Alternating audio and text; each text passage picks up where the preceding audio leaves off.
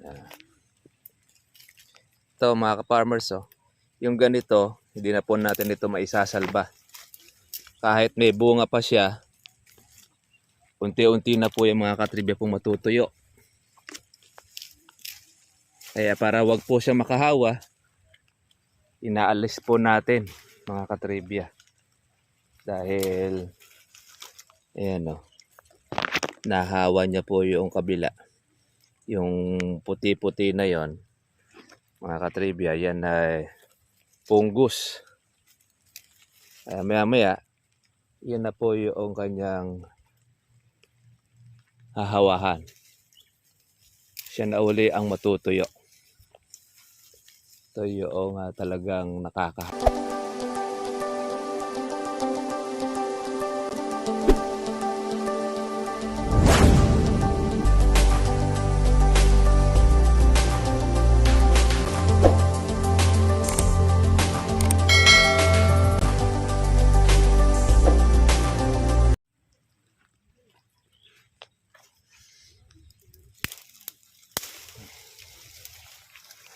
Good morning po sa inyo mga katribya at welcome po sa aking YouTube channel. Kamusta na po kayong lahat? Eto, maambon-ambon ang ating pagtrabaho sa ating pong kalamansi. Ang trabaho po natin ngayon mga ka-farmers ay magtanggal po ng ating sangang tuyo. Ito ang ating pinaka-pruning sa ating kalamansi. Ang pag-aalis ng sangang tuyo ng kalamansi natin. Yan, saka kasama na rin po nitong bagging. Kaya maambon na uli, umulan.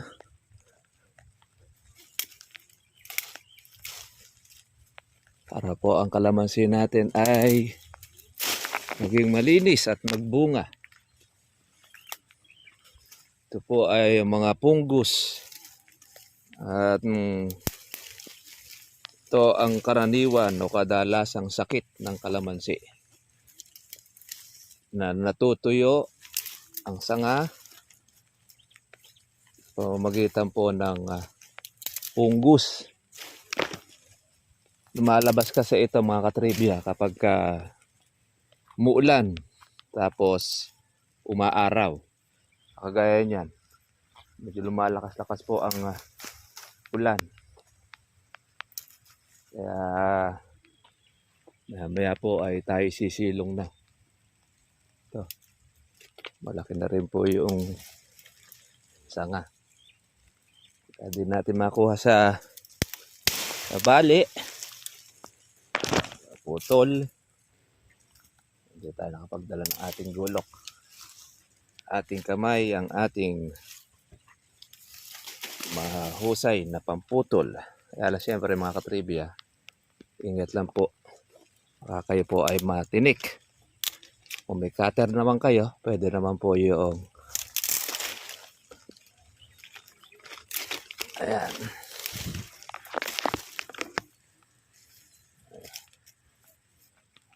Gulok, pwede rin po ang gulok. Yan, meron na po tayong pang tawag dito, pang kahoy. Yan. Ito mga ka-farmers, yung ganito, hindi na po natin ito maisasalba. Kahit may bunga pa siya, unti-unti na po yung mga katribya pong matutuyo. Kaya para wag po siya makahawa, inaalis po natin mga katribya.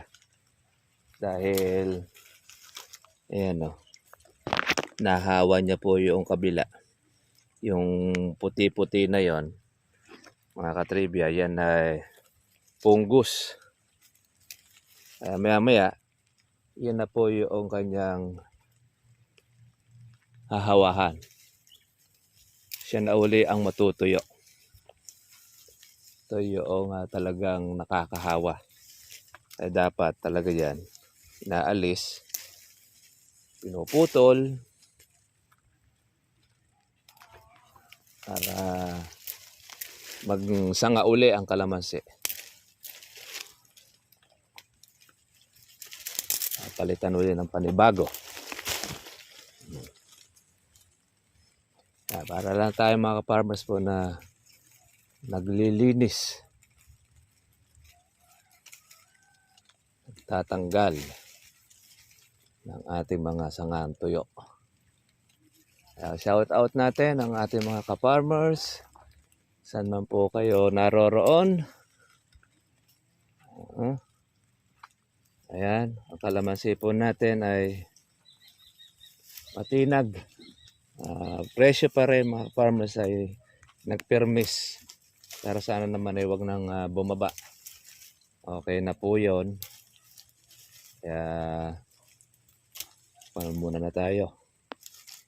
Alis-alis ng ating baging. Pati na rin ang ating sangang tuyo. Ayan. Meron tayo papitas. Bigaan ng kumuha.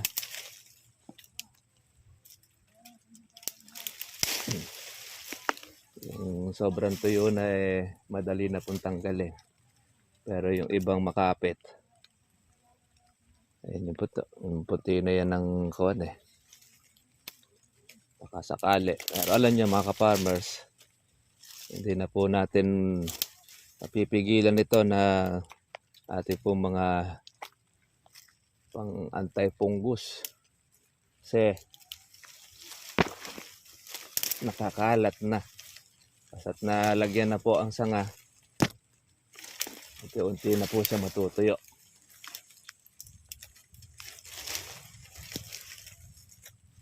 Ang gagawin na lang po natin, pipitasin na lang natin po yung bunga para atin siya pakinabangan. Pag hindi po kasi natin siya pinitas, mga katribya, ay malalanta ang bunga. Patutuyo, hindi mo siya maibebenta ng maayos. Yan.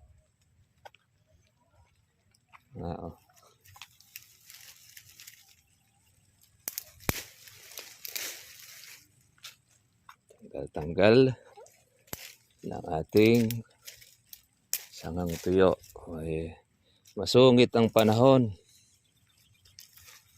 Meron naman ang low pressure. Kaya meron na naman uling pag-uulan tayong mararanasan, mga katribya.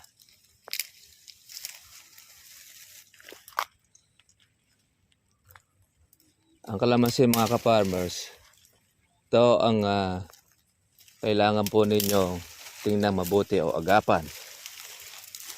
Pag marami na po ang ganito, ang mga sangang tuyo, titingnan nyo dyan, yung pong mga puno. Baka mamaya isa puno ninyo ay meron na. Agapan lang po ninyo mga farmers po ng putol. Ay, kung meron namang yung budget na pang-spray para sa fungus, kasi ako naman, di naman po tayo nagpapayo na sprayin po ng anti-fungus. Kasi gumamit na tayo mga ka-farmers po ng mga sarit-saring anti-fungus, ganoon pa rin. Dinirekta na nga natin mismo sa may fungus, hindi pa rin niya nadali. Kaya hindi po tayo nagre-recommend ng anumang mga gamot dahil wala pa tayo natutuklasang mahusay sa fungus na naaalis siya talaga. Hindi rin naman natin masabing makokontrol dahil tinatamaan din ng fungus ang ating kalamansi. Kasi kung iyan ay nakokontrol, dapat hindi na magkakaroon ng fungus ang kalamansi natin. Kaya pinaka-the best, putol pa rin. Yan. Tsaga-tsaga lang mga katribya po ng pagpuputol.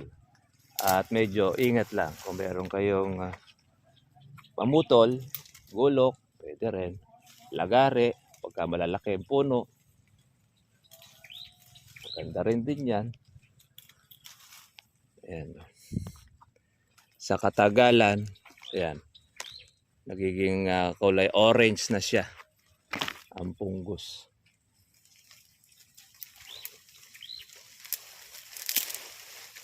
tutuyo ang sanga.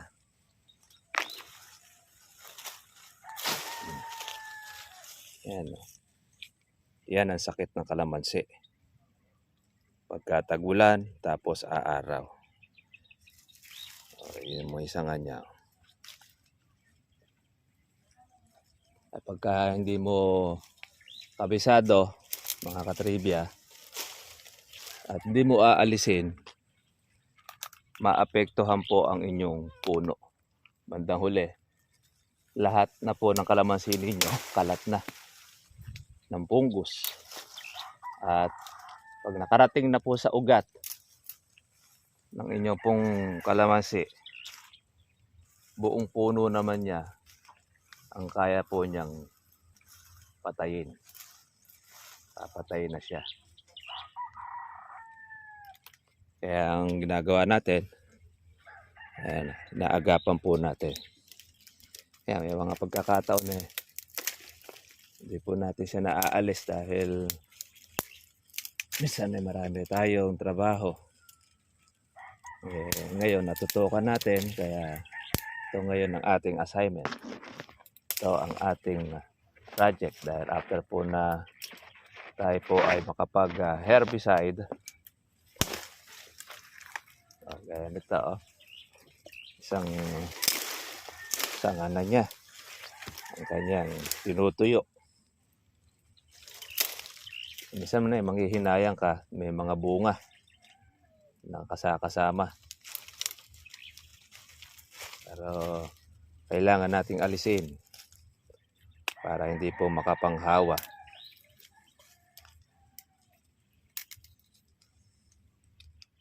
Hawahan niya kasi mga ka-farmers po yung katabi para hindi na po siya lumala. Ayan, ito, ayan, puti-puti na yan ang tumitira, ang pungus. May bunga pa, kaya di muna natin aalisin para pagpitas makuha po natin ang bunga at di masayang.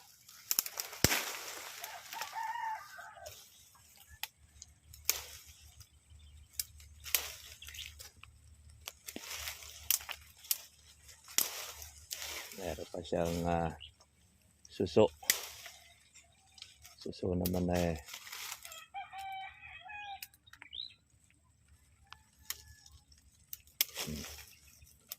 tanggal tayo mga katribya ng ating fungus. Nababalatan na mismo. Tutuyo siya.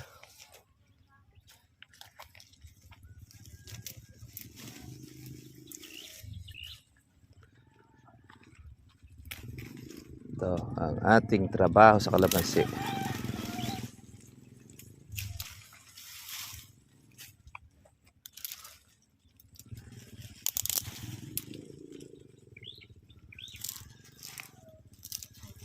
May mga bulaklak din. Hindi pa tayo nakakapaglagay rito ng ating abono.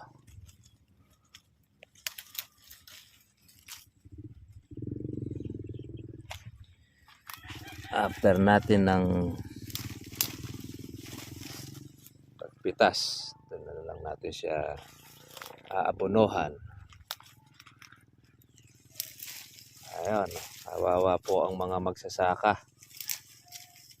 Sabi nga po noong napanood natin sa Senado, sa Kongreso, hindi raw kailangang ayuda ang magsasaka o ayudahan. Ang kanilang request ay ang pagtaas ng presyo ng palay.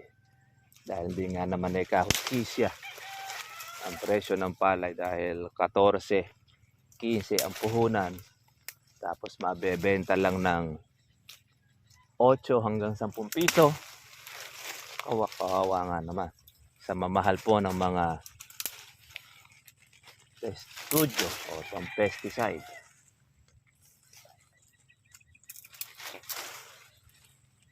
Kaya panawagan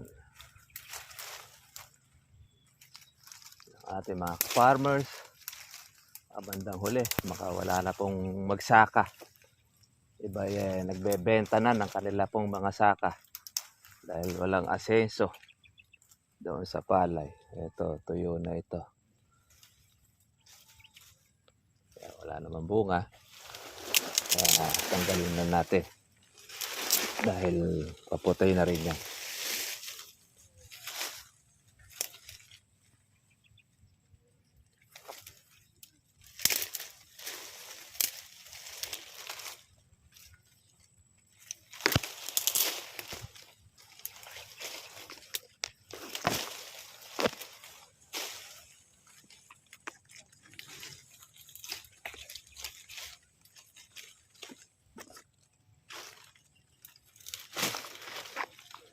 Unat.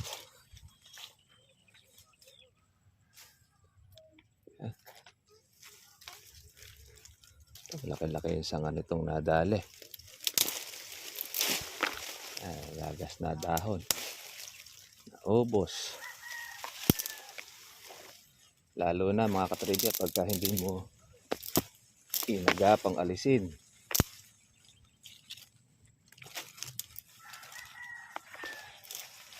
Buong puno niyan maapektuhan.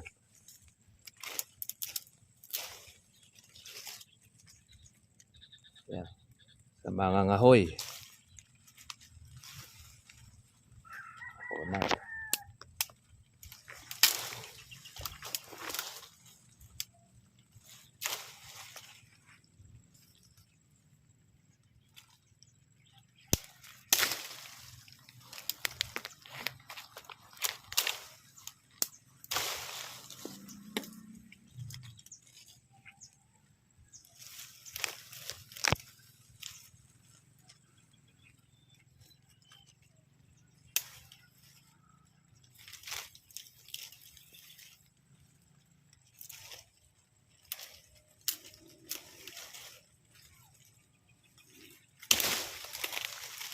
Okay.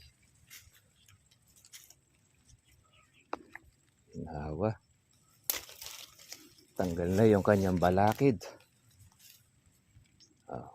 Ganda-ganda na po ngayon tignan.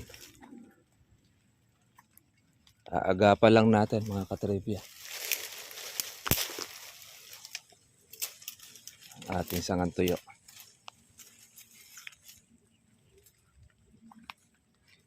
Nag-ulan na. Ulan na naman. Ulan mga katribya.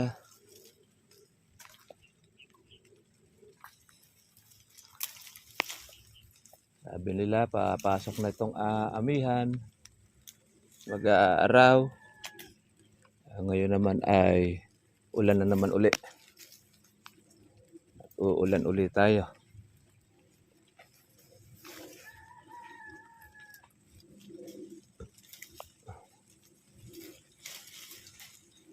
Ayan, pagka makapal po ang dahon,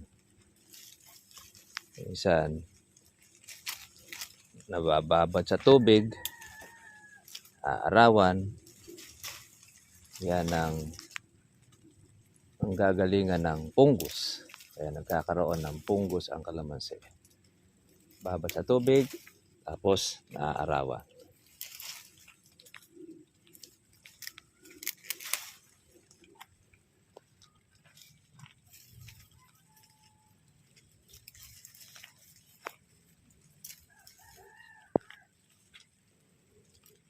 Tanggal tayo ng pungus.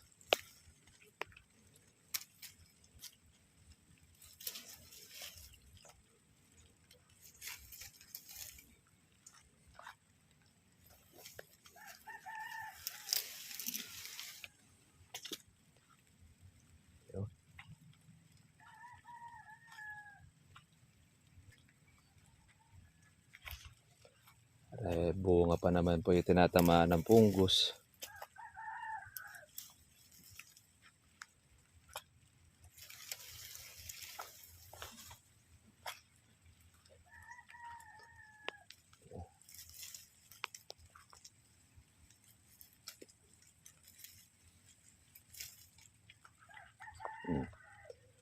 Meron pang baging nakalusot.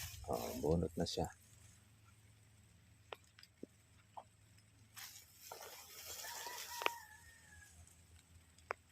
Ito, madilaw na ito.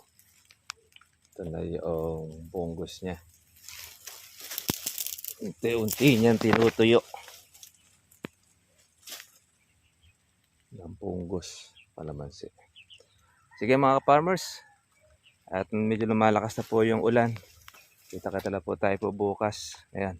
Para po doon sa mga katribya po natin na mayroong mga sangang tuyo, agapan na lang po ninyong ang alisin, tanggalin. At meron naman kayong budget at meron kayong pampuhunan. Mahirap po kasi tayo mag-spray ngayon ng anti-fungus dahil muulan.